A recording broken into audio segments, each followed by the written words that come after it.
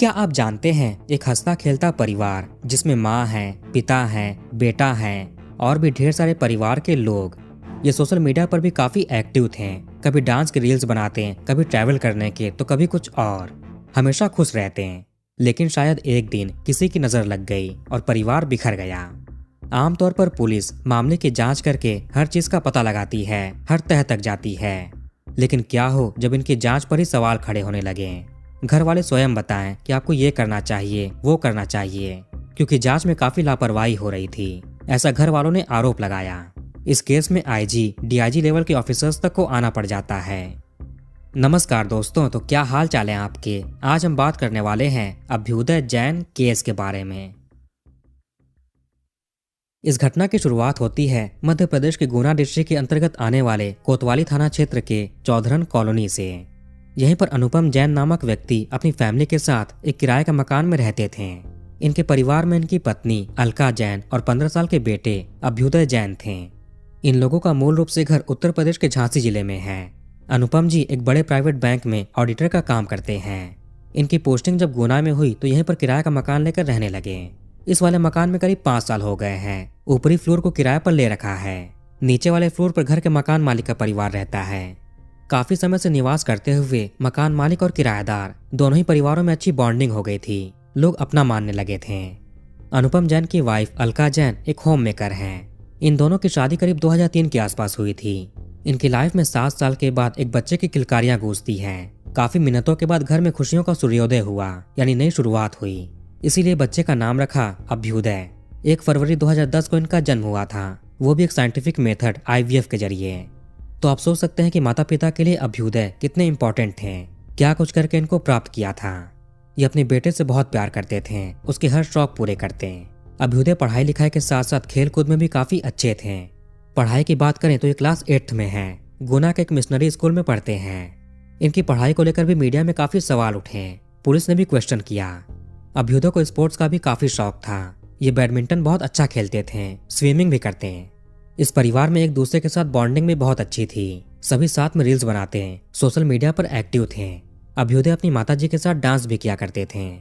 पिता अनुपम जी को काम के चलते घर से दूर रहना पड़ता था। ये बात 2025 के शुरुआती दिनों की है। अनुपम जी ने अपना ट्रांसफर भोपाल करा लिया था और अपने बेटे का एडमिशन भी इसी साल यहीं पर कराने वाले थे। फिर ये पूरा परिवार ही गुना से भोपाल में शिफ्ट हो जाता। ये लोग अपने बेटे के लिए एस्ट्रोनॉट की डिजाइन वाला एक कमरा भी बनाने की सोच रहे थे। काफी सपने देख रहे थे। कुल मिलाकर ये मिडिल क्लास और सीधा साधा परिवार था। लाइफ अच्छे से चल रही थी। 14 फरवरी 2025 फ्राइडे का दिन, वैसे वैलेंटाइंस डे का भी दिन था। इन दिनों अभ्युदय के एग्जाम चल रहे थे। आज के दिन भी था। सुबह में ये एग्जाम देने के लिए गए थे, दोपहर तक वापस आ गए। दोपहर में घर पर 3 लोग मौजूद होते हैं। एक तो अभ्युदय, दूसरी इनकी माँ अलका जैन और तीसरी घर की मेड। पिता अनुपम जी तो घर के बाहर थे काम के सिलसिले में। दोपहर के 1:30 बजे के आसपास मेड ने अभ्युदय को खाना परोसा। खाना खाने के बाद अभ्युदय और भी एक्स्ट्रा खाना मांग कर खाते हैं। वैसे पिछले कुछ दिनों से अलका जैन भी अपनी सहेलियों के साथ बैडमिंटन खेलने के लिए जाया करती थी। अभ्युदय भी जाते थे, लेकिन चूंकि एग्जाम चल रहा था तो ये घर पर रहकर पढ़ाई करते हैं। दोपहर में खाना खिलाने के बाद मेड घर से चली जाती है। कुछ टाइम के बाद माँ भी बैडमिंटन खेलने के लिए निकल गई। अब घर में अकेले रह जाते हैं अभ्युदय। चूंकि ये किराए का घर है, परिवार के अनुसार घर की 3 चाबियां थीं। इसमें से एक चाबी मकान मालिक के पास होती थी और बाकी 2 चाबियां किराएदार के पास। अनुपम जैन जी ने भी जैसा मीडिया में बताया, इनके पास भी 2 चाबियां थीं। एक तो घर के अंदर होती थी, लेकिन दूसरी चाबी जब ये लोग घर के बाहर जाते थे तो दरवाजे के पास वॉशिंग मशीन रखा हुआ था, उसमें ये चाबी को छिपा देते हैं। ये चीज केवल अनुपम और अलका ही जानते थे, किसी तीसरे को नहीं पता था। 14 फरवरी की दोपहर बाद जब अलका घर से निकली तो इन्होंने भी ऐसा ही किया। घर को लॉक करके चाबी को छिपा दिया और चली गई। हालांकि अगर अभ्युदय को घर से निकलना हो तो पहली चाबी जो घर में होती थी उससे निकल सकते थे, कोई दिक्कत की बात नहीं थी। माँ अलका तैयार होकर अपनी सहेली के साथ गुना कैंट के पास ऑफिसर्स क्लब लाल परेड ग्राउंड चली गई। वहाँ अच्छे से बैडमिंटन खेलती है। ये काफी अच्छा खेल रही थी और जीती भी। इसके बाद शाम के वक्त ये अपने घर पर लौटी। इन्होंने जो चाबी घर के बाहर छिपा रखी थी वो वहाँ पर नहीं मिलती है। आसपास काफी ढूंढा, फिर भी नहीं मिली। अब चाबी यहाँ से कहाँ चली गई, कौन ले गया, इसके बारे में कोई तीसरा भी नहीं जानता था। फिर कैसे गायब हो सकती है। दरवाजा लॉक था, इसलिए इन्होंने अपने बेटे को अंदर आवाज लगाया। डोरबेल बजाती है, दरवाजा खटखटाया। पर बेटा अंदर से कोई रिस्पॉन्स नहीं देता है। लगा कि शायद पढ़ाई कर रहा हो या हेडफोन लगाया हो या फिर सो रहा हो। माँ ने बेटे को कॉल लगाया पर वो भी नहीं उठाता। अब अलका जी को थोड़ी घबराहट होने लगती है। इन्होंने अपने पति अनुपम जी को कॉल किया। उनको बताया कि हमारा बेटा दरवाजा नहीं खोल रहा, कब से ट्राई कर रही है। घर की चाबी भी जहाँ पर छिपा कर गई थी वो भी अपनी जगह पर नहीं है। ये क्या करें, कैसे अंदर जाएं? अनुपम जी ने कहा कि ये मकान मालिक को कॉल करके घर की तीसरी चाबी मांगते हैं, तुम चिंता मत करो। उधर उन्होंने कॉल किया, इधर अलका जी स्वयं नीचे गईं मकान मालिक के घर पर। घर की जो मालकिन थी वो खाना बना रही थी। ये टाइम शाम के 7:45 के आसपास का है। अलका जी ने कहा कि चाबी खो गई है, आप स्पेयर की दे दीजिए। अब चाबी कहाँ पर रखी है ये मालकिन को नहीं पता था, इसलिए इन्होंने अपने पति को कॉल किया 7:48 पर। उनके पास ऑलरेडी अनुपम जी का कॉल आ चुका था। ये घर पर ही चाबी देने के लिए आ रहे थे। मालकिन के कॉल करने पर मालिक ने चाबी रखे होने की जगह बताई। थोड़ा ढूंढने पर मालकिन को अलमारी के अंदर एक पर्स में चाबियों का गुच्छा मिला। ढेर सारी चाबियां थीं। मालकिन ने वो सारी चाबी लाकर अलका जी को दे दी।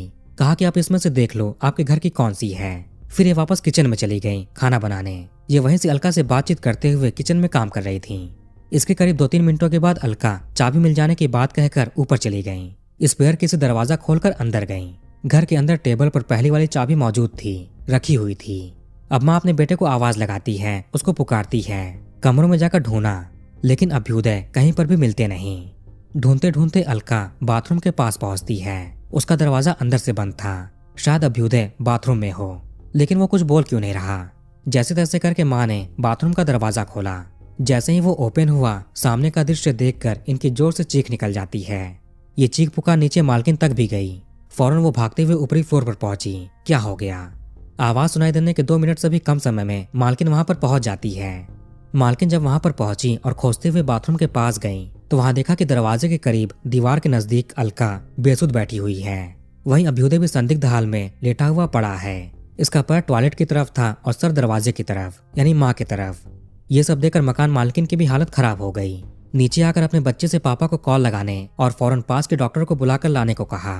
चूंकि ये मोहल्ले टाइप का इलाका था, एक दूसरे को लोग जानते थे, सबकी आपस में जान पहचान थी, तो जिन्होंने भी चीख पुकार सुनी वो भी भागकर आते हैं। घर के मकान मालिक भी यहाँ पर पहुंच चुके थे। सभी ने मिलकर एम्बुलेंस बुलाया। तुरंत बेटे को लेकर नजदीकी हॉस्पिटल गए। अलका काफी ज्यादा रो रही थी, अपने बेटे के पीछे पीछे थी।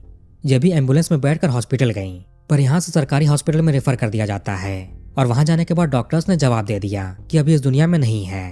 ये घटना काफी ज्यादा संदिग्ध लग रही थी। गले के आसपास कुछ निशान पाए गए थे। हॉस्पिटल स्टाफ ने पुलिस को इसकी सूचना दे दी। उधर परिजनों को कुछ समझ नहीं आ रहा था कि ये सब हुआ कैसे, क्या हो गया। सभी लोग परेशान थे। अलका जी का हाल रो रो कर बेहाल हो रहा था।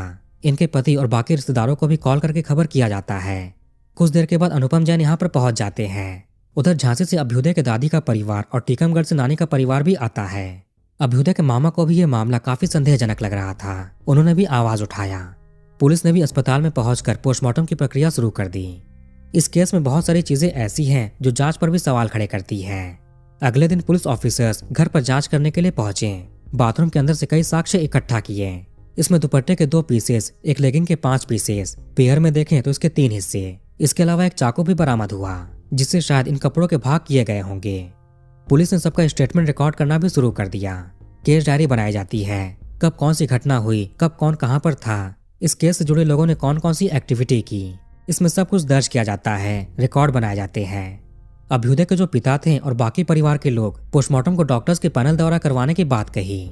नॉर्मली एक डॉक्टर ही जांच करते हैं, लेकिन पैनल में 3 डॉक्टर्स होते हैं। इसमें गलती की गुंजाइश नहीं हो सकती। वीडियोग्राफी भी होती है।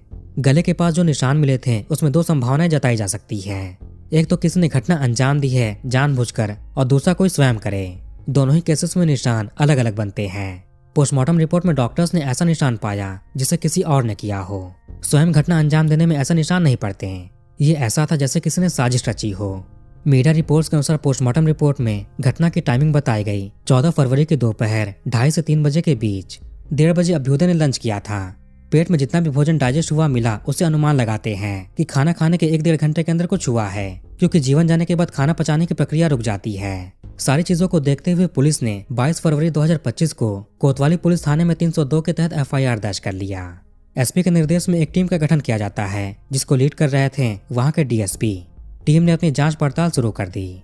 इस घर में 14 फरवरी के दिन कौन कौन आया गया था, परिवार के कौन कौन से लोग घर पर थे, किसने क्या क्या काम किया था, कहाँ कहाँ पर गए थे, सब कुछ पुलिस पता करती है। इलाके में सीसीटीवी कैमरे भी लगे हैं, घर के पास भी था। पुलिस ने इनकी भी जांच शुरू कर दी। इस परिवार के किसी से भी कोई दुश्मनी की बात सामने नहीं आई। घर में कोई जबरदस्ती एंटर किया हो इसका भी सुराग नहीं मिला। घर से कोई कीमती चीज भी चोरी नहीं हुई। 14 फरवरी के दिन अभ्युदय के पिता घर से बाहर थे। बेटा एग्जाम देकर घर पर आया, खाना खाया। मेड ने खाना परोस कर दिया। ये 1:30 बजे के आसपास का समय है। ये टाइम मेड और अभ्युदय की माँ दोनों ने बताया। मैच कर रहा था। आगे 2:22 पर मेड घर का काम कंप्लीट करके यहाँ से चली गई। सीसीटीवी कैमरे में इनके जाने की फुटेज भी है। अब घर में रह गए थे 2 लोग, अभ्युदय और इनकी माँ अलका। पुलिस ने घर वालों का कॉल डिटेल रिकॉर्ड भी निकाला। अलका की सीडीआर में पता चला कि आज के दिन काफी ज्यादा फोन पर बातचीत कर रही थी। इन्होंने अपने पति, रिश्तेदार, सहेलियां और भी दूसरे लोगों से बातचीत की। आस पड़ोस के लोगों के भी बयान दर्ज किए जाते हैं। इस दिन इन्होंने घर से कोई अजीब आवाज सुना हो या कोई संदिग्ध चीज देखी हो। 2 लोग, राजकुमारी और सोनम, इन्होंने बताया कि ये नीचे कुछ काम कर रही थी। 2:30 से 2:45 के बीच इन्होंने घर के अंदर से बर्तन गिरने की और धम धम की आवाज सुनी। फिर आटा चक्की चलने की आवाज आने लगी। वैसे अलका जी के पास आटा पीसने की भी मशीन थी। आजकल काफी लोग ऐसी मशीनें रखते हैं घर में। तो पहले बर्तन की तेज आवाज आनी शुरू हुई, फिर धम धम की आवाज आई, उसके बाद आटा चक्की के चलने की। ऐसा करीब 15-20 मिनट तक होता है, फिर सब शांत हो गया। केस डायरी में घटना की टाइमिंग बताई गई 2:30 बजे के आसपास की, और इसी समय के आसपास घर में शोर होने शुरू हुए थे। पुलिस ने अलका की जो कॉल डिटेल निकाली थी उसके अनुसार ये लगातार किसी न किसी से बातचीत करती। लेकिन जब घर में बर्तन और आटा चक्की के शोर हुए उस दौरान इन्होंने किसी से भी कॉल पर बात नहीं किया था। यहाँ 20 मिनट का कॉल गैप होता है। फिर आगे 3 बजे के बाद अलका वापस अपनी सहेली से बात करने लगी। जिनसे जिनसे इन्होंने बात किया था इनकी सभी सहेलियां, पुलिस उन लोगों से भी पूछताछ करती है। सारी चीजों को मिलाकर टाइमलाइन के अनुसार हम आपको बता रहे हैं। अलका अपनी सहेली को कॉल करके बैडमिंटन खेलने चलने की बात कह रही थी। 3 बजे से ही बार बार उनको कॉल करके परेशान करने लगी, ऐसा मीडिया रिपोर्ट्स का कहना है। नॉर्मली ये बैडमिंटन खेलने के लिए 4:30-5 बजे के आसपास जाती थी, लेकिन आज ये इतनी जल्दी क्यों जाना चाहती है। सहेली के मान जाने पर अलका तैयार होकर 3:48 पर बैडमिंटन खेलने के लिए पैदल निकल गईं। इनका हाव भाव बिल्कुल नॉर्मल था। सहेलियों के साथ हंसी मजाक किया, काफी अच्छे से बैडमिंटन खेलती हैं, उनको हराया भी। 5:10 तक ये बैडमिंटन खेलकर फ्री हो गईं। इसके बाद ये सहेली के साथ स्कूटी पर बैठकर घर के लिए निकलती हैं, लेकिन ये घर पर जाने के बजाय रास्ते में ही दूसरी सहेली के घर पर रुकी। वहां पर एक दुकान से चॉकलेट लिया। मीडिया रिपोर्ट्स के अनुसार ये बेटे के लिए लिया था, लेकिन खुद ही खा जाती है। पुलिस के पास यहाँ की भी फुटेज है। एक और बात सामने आई कि इस दिन अलका ने अपनी एक सहेली को घर पर पराठा खाने चलने के लिए कई बार बोला। ये काफी जिद कर रही थी, जो अपने आप में काफी अजीब है। फिर अलका ने सहेली से क्लब चलने की बात कही, लेकिन उसने मना कर दिया। इसके बाद उससे दूसरी सहेली को कॉल लगवाया।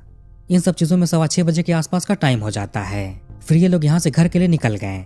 6:19 पर घर वाली कॉलोनी की गली में पहुंची। यहाँ सहेली से रुककर थोड़ी देर बातचीत किया, फिर सहेली इन्हें छोड़कर चली गई।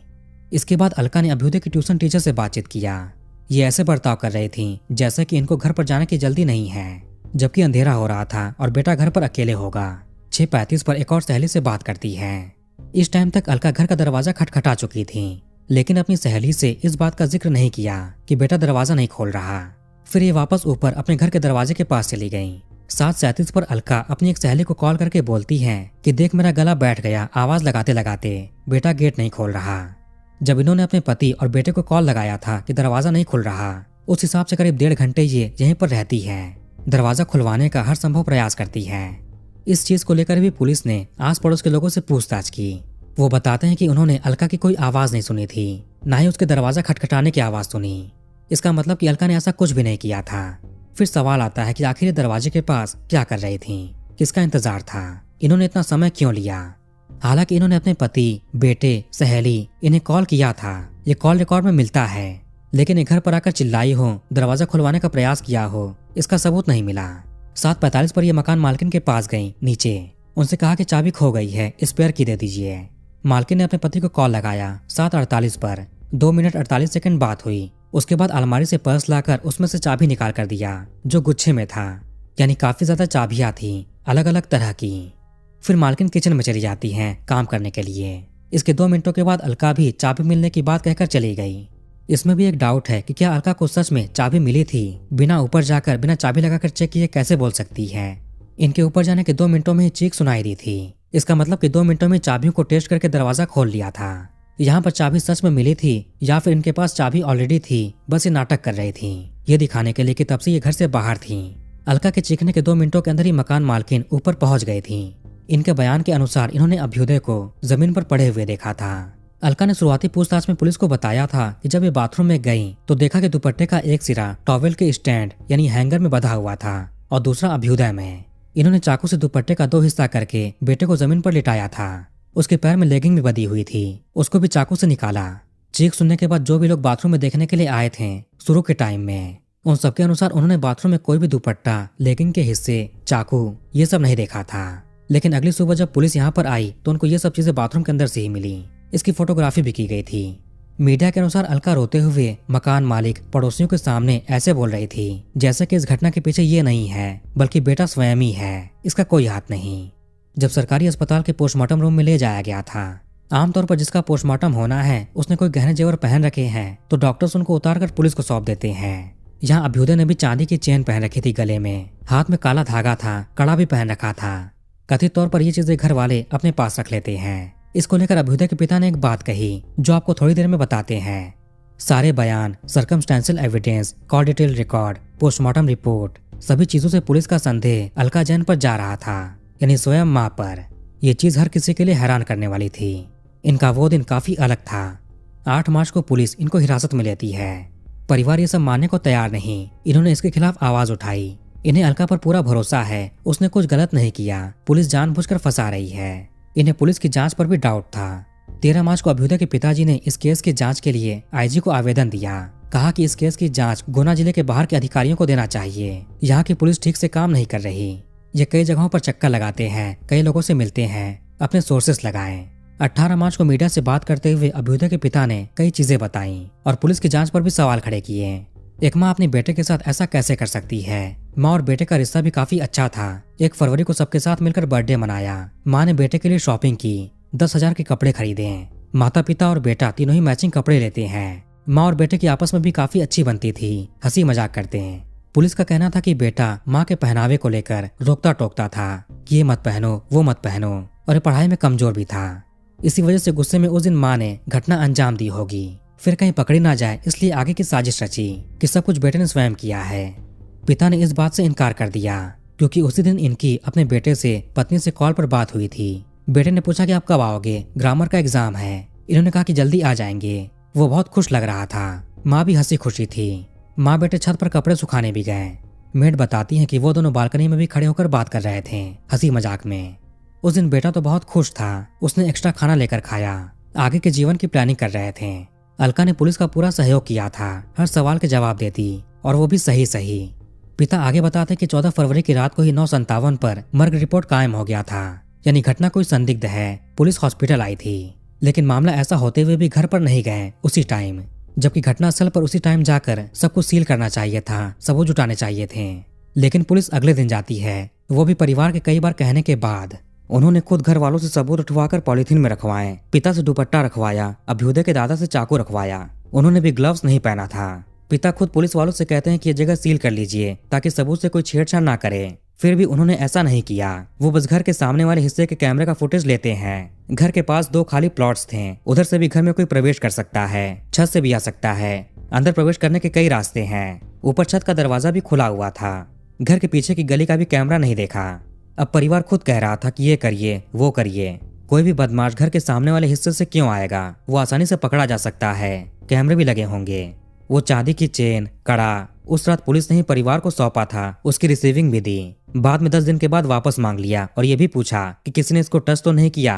और तो और पुलिस किस्तों में सबूत जुटा रही थी, कभी 5 दिन के बाद सबूत उठाने आती तो कभी 10 दिन के बाद। अब वो चेन तो बेटे की आखिरी निशानी थी, उससे यादें जुड़ी थी, तो हर कोई उसको लेकर देखेगा ही। इसमें भी पुलिस की लापरवाही है।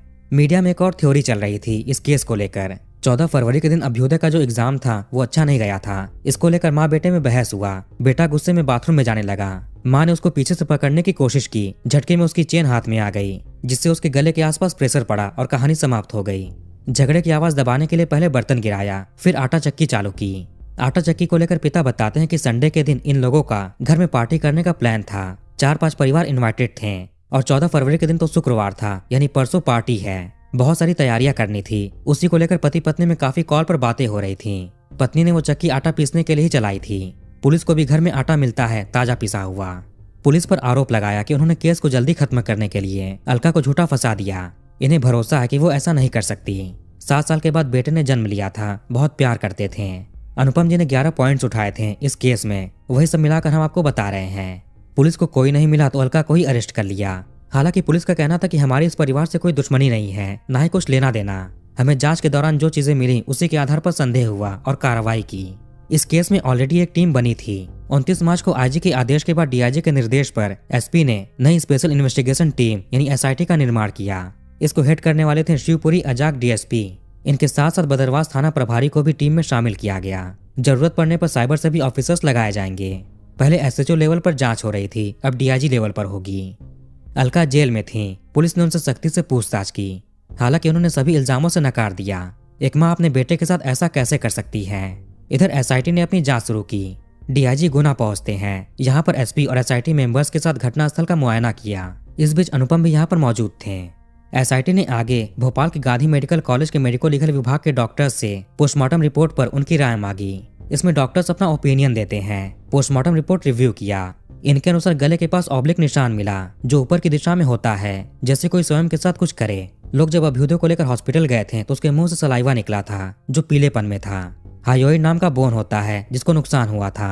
सेमिनल डिस्चार्ज के भी अंश मिले। इन सबको मिलाकर निष्कर्ष निकाला कि मामला स्वयं से किया गया है, इसके पीछे किसी और का हाथ नहीं है। इससे एसआईटी ने अपनी जांच में अलका को निर्दोष पाया, उनकी कोई गलती नहीं। इसको स्टैब्लिश करने के लिए इनके पास मोटिव भी था। अभ्युदय पढ़ाई में कमजोर था, उस दिन उसका एग्जाम भी अच्छा नहीं गया था, इसलिए काफी दुखी था। माता पिता की बहुत सारी उम्मीदें थीं जिस पर वो खरा नहीं उतर पाया, इस वजह से उसने स्वयं कुछ किया है। जब भी पुलिस एफआईआर दर्ज करती है तो इसके बाद 3 पॉसिबल एक्शंस लिए जाते हैं। पहला, अगर आरोपी के खिलाफ पर्याप्त सबूत मिल जाए तो चार्जशीट तैयार करके कोर्ट में सबमिट करते हैं। दूसरा, अगर क्राइम हुआ और किसी पर संदेह नहीं, काफी जांच कर लिया लेकिन कुछ नहीं मिला, इसमें फाइनल रिपोर्ट दर्ज करते हैं। तीसरा है कैंसिलेशन रिपोर्ट या फिर डिसमिसल रिपोर्ट। इसमें एफआईआर ही गलत फाइल की गई, जिन चार्जेस के तहत केस फाइल हुआ वो घटना हुई ही नहीं, या फिर जो आरोपी है वो निर्दोष निकल जाए। ऐसे केस में डिसमिसल रिपोर्ट फाइल करते हैं। इस केस में एफआईआर 302 के तहत दर्ज की गई थी, लेकिन एसआईटी को इस केस में कोई संदिग्ध नहीं मिला। जो हुआ स्वयं हुआ, किसी और का हाथ नहीं। जो ओरिजिनल पोस्टमार्टम करने वाले डॉक्टर थे उन्होंने अपने आप को डिफेंड किया कि इन्होंने अपने एक्सपीरियंस और जो भी जांच में मिला था उसके आधार पर ही ओपिनियन दिया था। उसमें उन्होंने कहा कि गले के पास अवरोधन का निशान है। इन्होंने ये नहीं कहा था कि इसके पीछे कोई और हो सकता है या फिर स्वयं है। वो चीज पुलिस ने खुद समझा था कि उसके पीछे कोई और होगा। एक तो ये डॉक्टर थे और दूसरे जीएमसी के डॉक्टर। इनके शब्दों के चलते ही पूरा केस 90 डिग्री टर्न हो जाता है। 5 मई को एसआईटी डिसमिसल रिपोर्ट कोर्ट में सबमिट करती है, फाइल करती है, क्योंकि इन्होंने अलका को निर्दोष माना। 7 मई को अलका जैन के जमानत के लिए अर्जी दिया गया, आवेदन दिया गया, लेकिन कोर्ट ने रिजेक्ट कर दिया। 9 मई को सीजीएम कोर्ट एसआईटी की डिसमिसल रिपोर्ट को ही डिसमिस कर देती है। पुलिस की जांच पर भी कई सवाल खड़े किए और कहा कि 302 और सबूत मिटाने के तहत इस केस का ट्रायल होगा। इसमें कोर्ट ने 13 अहम पॉइंट सामने रखे हैं। केस डायरी के अनुसार अभ्युदय की मां ही आखिरी बार उसके साथ देखी गई थी। इसमें एविडेंस एक्ट की धारा 106 के प्रावधानों पर विचार किया जाना चाहिए। ये धारा प्रावधान करती है कि जब कोई तथ्य किसी व्यक्ति के विशेष ज्ञान में हो तो उसे साबित करने का भार उस व्यक्ति पर होता है। केस डायरी में अभ्युदय के साथ हुई घटना 1:30 बजे उसके खाने के 1 घंटे के अंतराल में बताई गई, जो लगभग 2:30 बजे का है। उस टाइम घर पर अभ्युदय की माताजी का होना बताया गया। आपको बता दें कि खाना पचाने को लेकर साइंटिफिकली नहीं बता सकते कि घटना कितनी देर पहले हुई होगी। तीसरा सवाल था कि बाथरूम में टॉवेल रखने वाला स्टैंड या फिर हैंगर जिसमें दुपट्टा बांधा हुआ था, उसकी ऊंचाई अभ्युदय की हाइट के अनुसार काफी कम थी। उसके पैर आराम से जमीन तक पहुंच सकते हैं, और तो और उसका पैर भी बंधा हुआ था लेगिंग से। वो अपना पैर क्यों बांधेगा? केस डायरी में लिखा था कि अभ्युदय की मां ने उसके पैर में बंधी लेगिंग को और दुपट्टे को चाकू से अलग किया था, लेकिन जो फोटोज केस डायरी में लगाए गए हैं उसमें दुपट्टा 20 से बराबर 2 हिस्से में है और लेगिंग 3 हिस्से में बराबर है। इतनी सफाई से चाकू से कैसे हिस्से कर सकते हैं, जबकि कैंची से करना भी बहुत मुश्किल है। अगर लेगिंग सच में पैर में बंधी हुई थी तो उसको चाकू से अलग करने पर 3 बराबर भाग में कैसे हिस्सा होगा? इसकी गहराई से जांच होनी चाहिए। केस डायरी में है कि अलका ने बेटे को बाथरूम में टॉवेल वाले स्टैंड के पास देखा था और फिर चाकू से दुपट्टे के 2 हिस्से किए। फिर ये जोर से चीखती है। 2 मिनटों में ही मालकिन नीचे से ऊपर पहुंच जाती है देखने के लिए। जब ये आई तो अभ्युदय जमीन पर पड़ा था। उसकी माँ उसके सर के पास बैठी हुई थी। क्या 2-3 मिनटों में ही अलका टॉवेल हैंगर पर बंधे दुपट्टे को निकाल सकती है? फिर अपने बेटे के ऊपर से भी दुपट्टा और लेगिंग हटाया। ये सब मालकिन के आने से पहले कैसे कर लिया? इसकी जांच हो। केस डायरी में टॉवेल हैंगर पर कोई दुपट्टा बंधा नहीं दिखा था, ना ही जो दुपट्टा बरामद हुआ उस पर नॉट यानी गांठ लगाया गया हो। उस पर ऐसी सिलवटें भी नहीं थीं। केस डायरी में बताया कि अलका की चाबी खो गई। मालकिन चाबियों का गुच्छा ला कर देती है। उसमें से अलका ने बिना टेस्ट किए कैसे वो चाबी ढूंढ ली और दरवाजा उससे खुल भी गया। केस डायरी में अभ्युदय की एक नोटबुक जब्त की गई। उसमें उसने पीछे के 3 पन्नों पर परिवार के संबंधों को लेकर कुछ लिखा था। उसे माँ के कुछ कपड़ों से दिक्कत थी, हालांकि ये स्पष्ट नहीं है कि कैसे कपड़े। माँ थोड़े मॉडर्न टाइप के कपड़े भी पहनती थी। हो सकता है कि अभ्युदय के दोस्तों ने उसकी माँ को उन कपड़ों में देखकर अभ्युदय को कुछ बोला हो, इसीलिए वो माँ को वैसे कपड़े पहनने से टोकता था। उस नोटबुक में एक पेज फटा हुआ भी है। वो पेज कहाँ गया, किसने फाड़ा, उसमें भी कुछ लिखा हो सकता था। केस डायरी में बताया गया कि घटना के अगले ही दिन अभ्युदय की मामी और घर की मालकिन उसके स्कूल पहुंची और उसके हिंदी एग्जाम पेपर की जांच कराई। अब सवाल था कि ऐसे दुख के समय में परिवार के सदस्य ऐसी जांच की प्रक्रिया कैसे कर सकते हैं। वैसे अभ्युदय के इस पेपर में 80 में से 28 मार्क्स आए थे। पहले के 2 सब्जेक्ट में फेल हो चुका है, पढ़ाई में कमजोर था। लेकिन घटना के अगले ही दिन परिवार के मेंबर स्कूल जाकर उसका पेपर क्यों चेक कराएंगे, क्यों देखेंगे। इन्वेस्टिगेशन में जब्त किया call detail record, CCTV footage, pen drive, सबकी अच्छे से जांच हो। अभ्युदय ने ऐसा कदम उठाया, इसके पीछे का कारण पढ़ाई में अच्छा परफॉर्म ना करना बताया गया। पुलिस ने इसके पिछले 3 क्लास की 5वीं, 6वीं और 7वीं के मार्कशीट निकलवाई। 5वीं में उसने 89%, 6th में उसने 78% और 7th में 64.7% लाए थे। अभ्युदय पढ़ाई में कमजोर नहीं लग रहा। 2 लोगों ने घटना के दौरान नीचे काम करते हुए बर्तन की आवाजें, आटा चक्की चलने की आवाजें सुनी थी। केस डायरी में भी घटना की टाइमिंग 2:30 बजे की है। ये मैच कर रहा है और संदेह भी पैदा कर रहा है। इस पर जांच होनी चाहिए। पोस्टमार्टम रिपोर्ट में आंखों में सबकॉन्जंक्टिवल हेमरेज पाया गया। इसमें आंखों में रेड स्पॉट होता है। ऐसा तब होगा जब कोई गले के पास से रोकने का प्रयास करे। कोई स्वयं के साथ कुछ करता है, उस केस में ऐसा नहीं होता। इसे भी नजरअंदाज नहीं कर सकते, किसी और की साजिश हो सकती है। ये सभी पॉइंट्स कोर्ट ने रखे और ट्रायल का आदेश दिया। 14 मई को हाईकोर्ट में जमानत याचिका लगाया गया अलका के लिए। 16 जून को 50,000 के बॉन्ड और 2 लोगों की गवाही पर कि ये जमानत के नियमों का पालन करेंगी। इसके आधार पर बेल मिल गया। ये जेल से बाहर आ गई। इनको लेने के लिए पूरा परिवार गया था। अलका के पति को पूरा भरोसा था कि ऐसा नहीं कर सकती, इसीलिए वो इनके साथ खड़े रहे। पूरा परिवार भी साथ खड़ा था। 100 दिन तक जेल में रहने के बाद इन्हें बेल मिल गया। अलका ने कभी भी अपना जुर्म स्वीकार नहीं किया था, पुलिस के सामने भी नहीं। ये केस ट्रायल कोर्ट में चल रहा है। तो वीडियो को यहीं पर खत्म करते हैं। आप कमेंट करके अपनी राय बताइए। इस वीडियो को लाइक और शेयर जरूर करिए और हमारे चैनल को सब्सक्राइब करके बेल आइकन ऑन कर लीजिए। मिलते हैं नेक्स्ट वीडियो में। धन्यवाद।